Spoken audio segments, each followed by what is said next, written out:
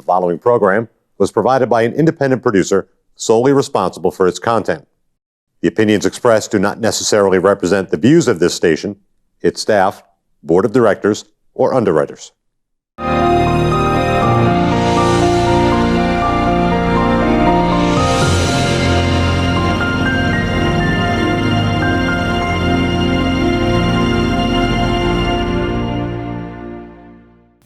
Hello and welcome to the People's View. And today we have the Honorable Bill Obrien, who's a former Speaker of the House, and for your information, a Speaker that I worked under in 2010 through 12 as a Vice Chair of the Public Works Commission. Bill, welcome aboard. Thank you, Carl. I appreciate you having me. I really do. You know, it's exciting times. I'm doing a lot of these now that I've announced for the Senate. Right. And boy, it's just always a pleasure to come in and see you. That's a bigger job than being Speaker of the House, I think. It is a lot more effort. Yeah. Although I thought I put a lot in to become Speaker. At that point, we went around the state and said to a lot of the activists, a lot of Republican voters, talk to your reps and have them consider me, and that worked out. Now I'm going to be talking to the host state and say, hey, let's consider what it means to have bipartisan leadership. Well, I think that's I think that's what we really did get some of that, not as much as you might have liked in that period, but you had a heck of a problem with the budget being so out of whack. It was hugely out of whack. Yeah. $1 billion. I mean, I know when you start getting into the millions and billions and the federal level trillions, people's eyes glaze over. But it was about 20% of the budget was a structural deficit. That means that the revenues that were going to come in were 20% below the level of spending from the budget that the Democrats had given us. If we just level funded, we would have had a huge problem. As a matter of fact, in New Hampshire, it would have been unconstitutional because you have to balance the budget. And I told people when I was going around the state, and I'm sure I talked to you as well, I talked to everyone who is going to be a representative about the fact that we have to close that gap without taxes. If you remember, we're in the midst of a recession. You don't tax people, especially when they're in a recession. You don't tax businesses. That's just going to keep jobs from being created. And we said, we'll do it with spending cuts.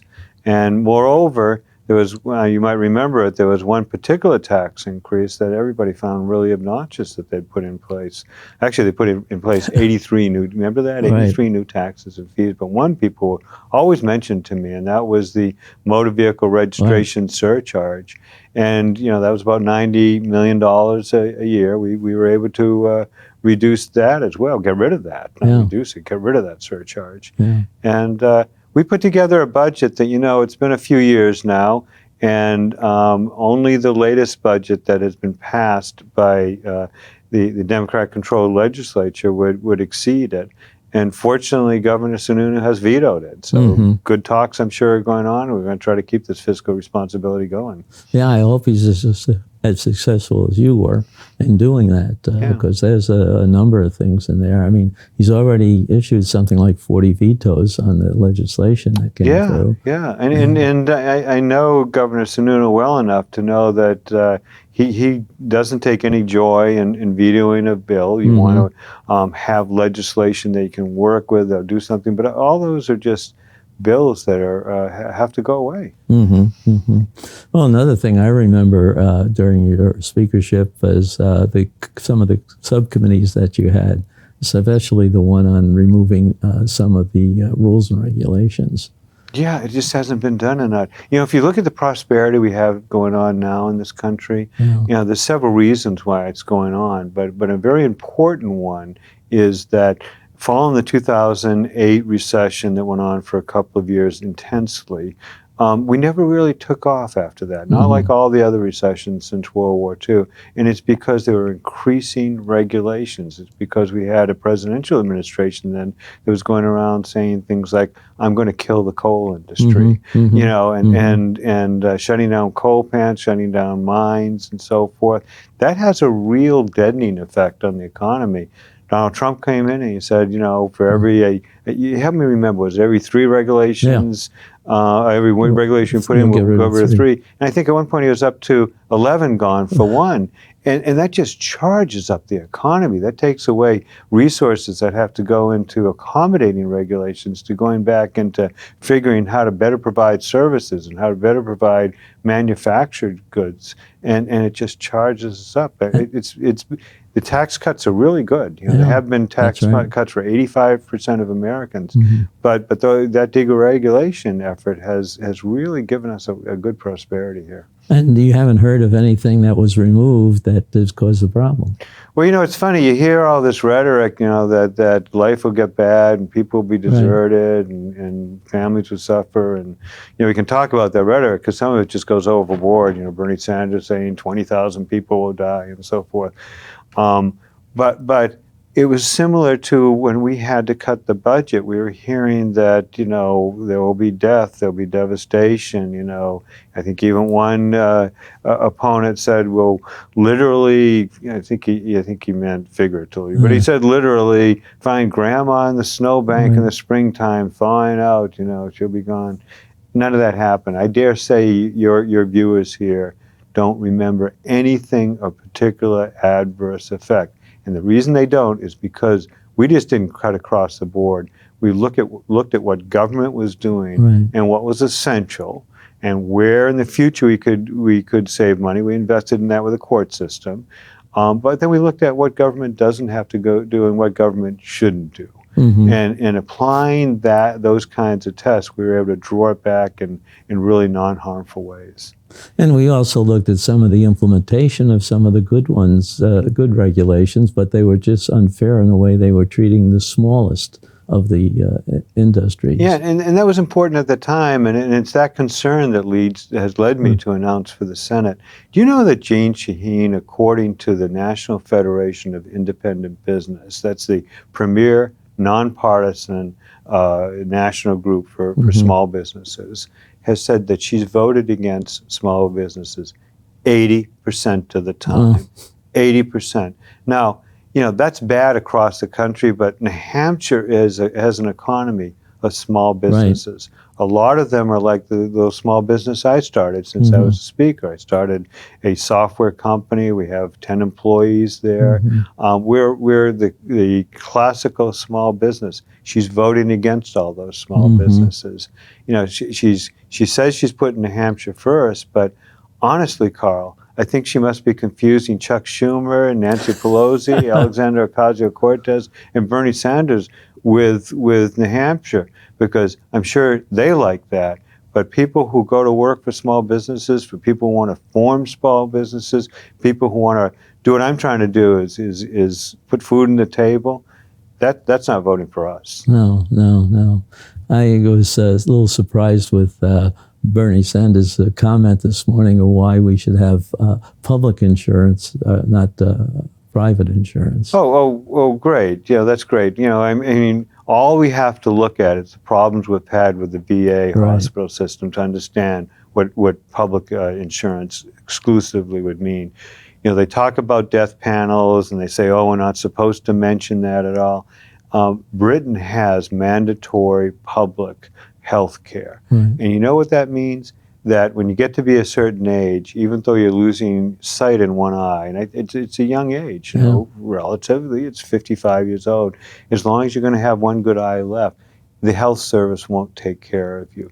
There's a reason why Canadians, when they get sick, come to the U.S. if they have the ability to do it. And they pay our health costs, which are inflated by this government controlled health insurance we have, but they are glad to pay it because they can get care. Yeah.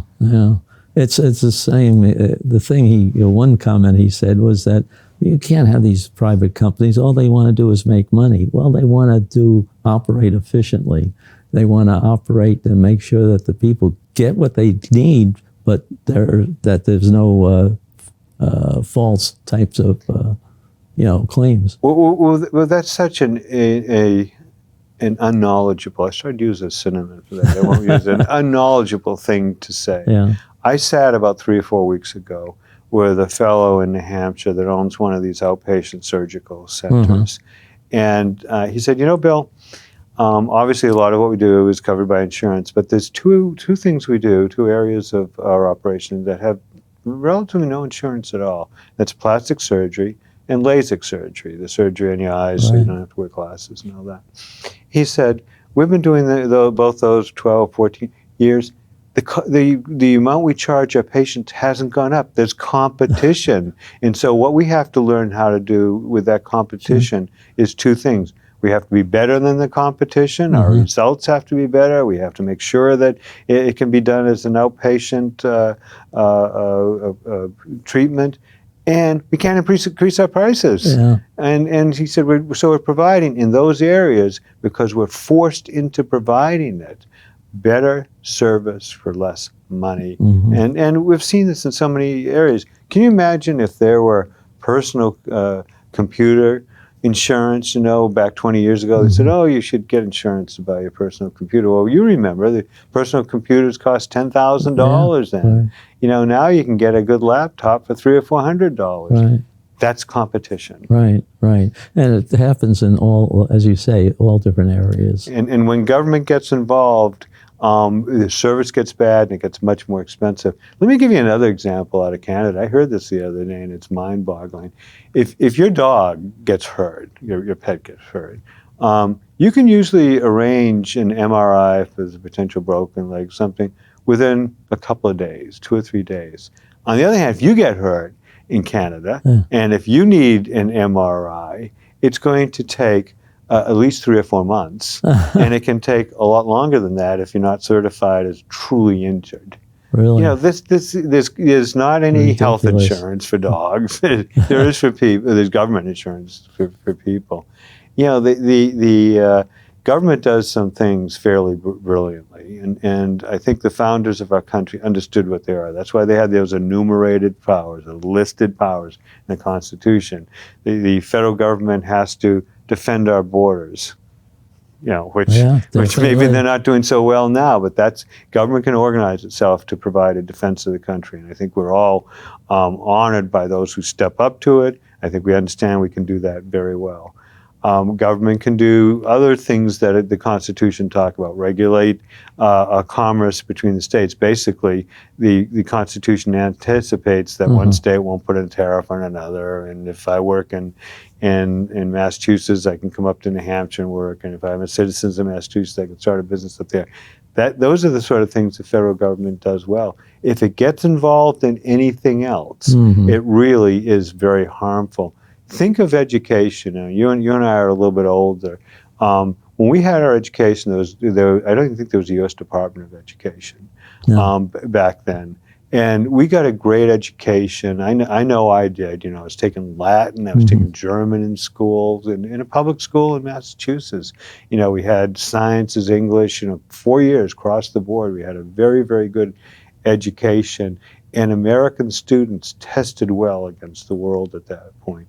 Now, because of the involvement of government, and because of the involvement of the leadership of public unions constantly asking for more money and making money synonymous with education equality in people's minds, we spend more per capita than any country in the world for elementary and public and high school education, more than any country. When I was speaker, it was more than any country but Switzerland, but we've overtaken Switzerland. And yet our kids are testing 30 or 40 countries down in many math and in language skills and in historical knowledge and so forth. Money doesn't equate to quality. As a matter of fact, in education, it sometimes gets in the way. Well, yeah, there's lots of things going on, especially, I shouldn't say especially, but we just had some talk about Nashua and some of what they're doing with the feel-good type of approach to education. And the proposal of $4.5 million, I think, to add staff to take care of this throughout the whole school system. And that's something that really needs to be exposed, I think. So I started my public service in New Hampshire in my little town at that point in Mount Vernon, and some folks came to me and said, we're having trouble getting somebody to run for the school board. And I said, well, I guess I should do it. I have enough time to do it, and that's what you do. in New Hampshire especially. We have a volunteer government, no career politicians, just volunteer government. No one gets paid up until you get to the constitutional officer, Secretary of State, governor, and so forth. And so I said, sure, I'll step up to it. Now, when I was on the Mount Vernon School Board, really tiny, we had 247 kids, I think it was. And I was shocked at the time that we had around 80, 82 full-time equivalent positions in the school. Really? I'm thinking, boy, that's a lot. One. But that's everything from the janitor up to the principal, and so forth. And now Mount Vernon schools, if my understanding is, are down below 190 students, and they have around 120, 130 full-time equivalent personnel in the school. And education isn't improving. We know that it's not improving. Yeah. I remember reading this book by a name, I'll pull out you might have heard it, but others, Theodore White. He was the biographer of the president. He was a Jewish kid that went to school in Dorchester in Massachusetts, and he talked about the schools, and they were threadbare, but what he got was a good classical education. It educated him in the great writers and how to express himself and how to do the skills that allows one to be an adult. They educated him in how our government works. They educated him in the glory of the American experience. And he went on to great things, speechwriter and biographer of John Kennedy and so forth. We're denying our kids that step up. He came from a very poor Jewish family in Dorchester and went on to national fame. We are taking that away from our kids. And so, we look at it and we say that's waste and everything, but we're taking away. I did a radio show the other day, and they said, what does it mean to be a conservative, but don't mention fiscal responsibility? and it's a good question, because fiscal responsibility is the byproduct of what it means to be a conservative. What it means to be a conservative is to be concerned about the sovereignty of an individual and telling individuals you're sovereign. As much as we can, we're going to treat you like adults who can take care of yourself. But with it comes personal responsibility. To be a conservative, we want to preserve the balance, this genius of a system that our founders set up, where they understood, unlike the socialists now and the socialists in the past, including the National Socialists, Nazism, fascism, and international socialism, communism. They understood there's no utopia. They understood what we as Christians understand, that we're all flawed individuals, and they took that understanding and said, we have to have a government that balances itself, so no portion of it can get so much power that it can take over the whole. And so, we know the balance within the federal government, judiciary and congressional and executive, but there was a balance between federal government and states. They really believed, it wasn't a slogan, that these are sovereign states that have joined together, and we are not taking away certain of their prerogatives.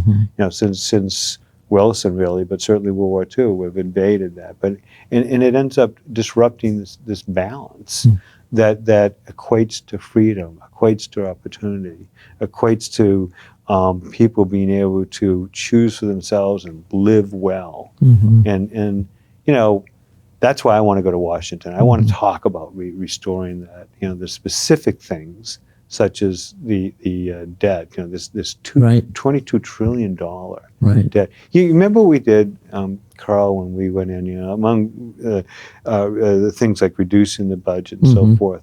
The thing that I think offended people when they thought about it more than anything else about what had been done by the liberals in the prior budget is that for the first time in New Hampshire history, they borrowed money to pay for the operating expenses of government. Now that sounds pretty wonkish. What it means is that they were saying to our children and their children and our children's descendants to come, that we can't afford the government we want today, so you'll pay for it tomorrow and many tomorrows thereafter. Now, we found that offensive. We reversed it. It hasn't happened again. But look what the federal government's doing with this huge debt we have. It has to be reversed. Mhm. I know people aren't talking about it now, but it's like the sword of Damocles hanging over our head. Mhm. And it doesn't have to be there. If we level fund the government, if we can find many, Right. many things to take away, but if we Mhm. achieve overall level funding for about 5 or 6 years, tax Won't go receipts down. will catch up. Yeah. And we can start running surplus and giving our children's future back to them. That actually started way back, 20 years ago, where we started paying down the debt, and then all of a sudden At it one reversed again. Yeah, under Newt Gingrich. Newt Gingrich Right. and the Republicans forced Bill Clinton into it. You know, he was a little bit weakened by his own personal scandals and Uh-huh. was trying to, you know, be accommodative and so forth. And we did. We started. It's not an impossible goal, but it is a crucial goal. We have to do that. Yeah. And it gives us an opportunity. It gives us an opportunity to say, shouldn't education be decided by teachers and parents and Right. school boards sitting together and figuring out what's good for the children of this community? It should be with states deciding, here's how we want to take care of those who are challenged by lack of Mhm. income or disability and so forth. If the federal government gets out of those things, resources will be freed up, and states can make that choice. They can experiment. You know, as Louis Brandeis said, we have 50 laboratories of experimentation in this government. So, and if you don't, you know, if you and I don't want to live in California, I certainly don't right now, then we don't have to. No. You know, if Illinois is going off the fiscal rails, we can leave. And some of that's happening. And it is happening. Mhm. It absolutely is happening. You know, we always talk about that story with Maryland, where Maryland decided that they were going to do what we hear from many other states talking about doing now. They're going to tax the millionaires. And so I think it was pretty much anyone over $1 million worth of income, which is a heck of a lot of income. If anyone over $1 million, we're going to put a surcharge on. Now, if I have my figure right, not exactly right, it's in this order.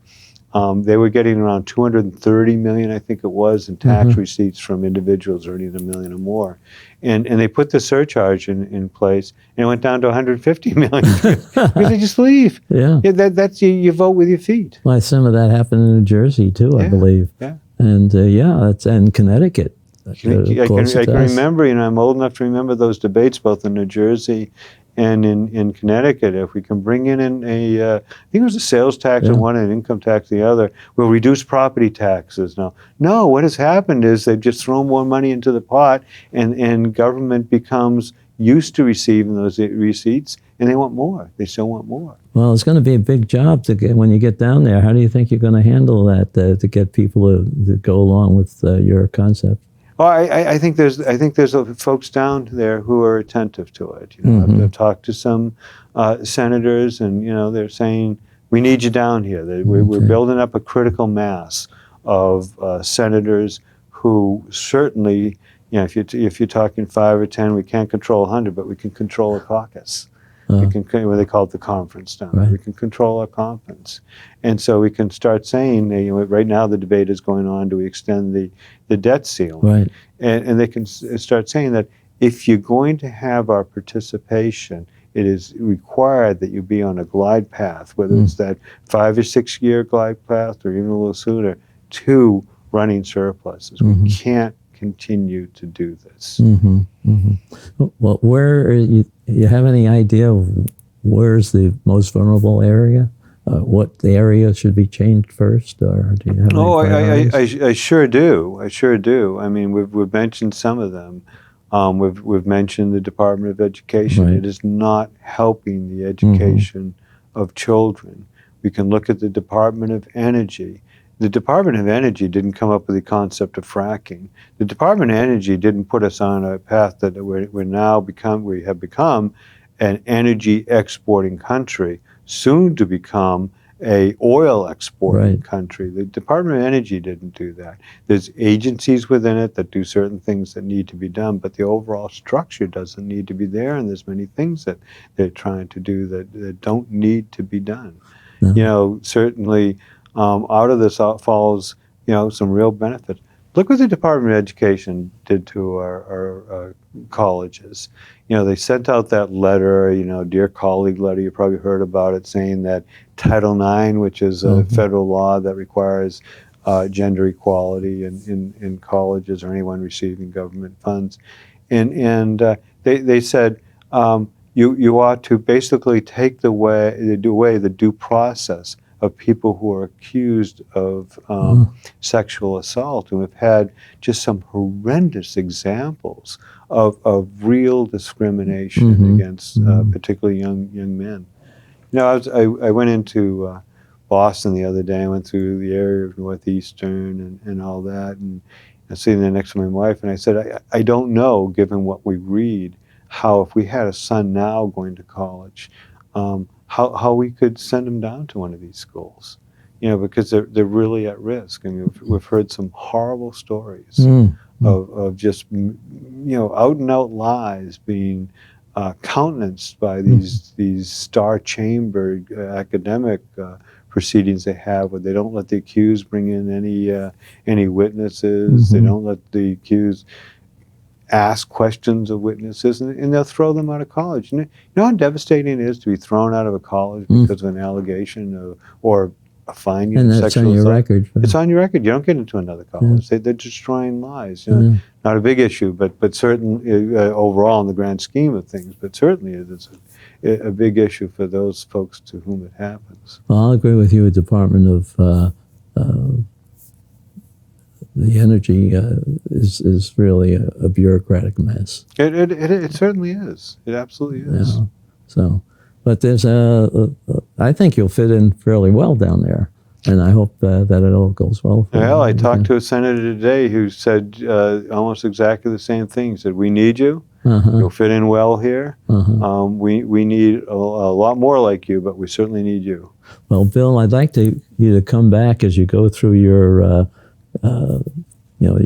competition, I guess you might say, and talk about a couple of different things, a little bit more detail, so our audience can get to understand who you are and what you do. Part of what we do is to present the Republican and conservative alternative, and that's going to win this election. Right.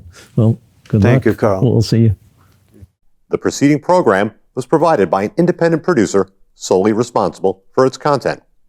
The opinions expressed do not necessarily represent the views of this station, its staff, board of directors, or underwriters.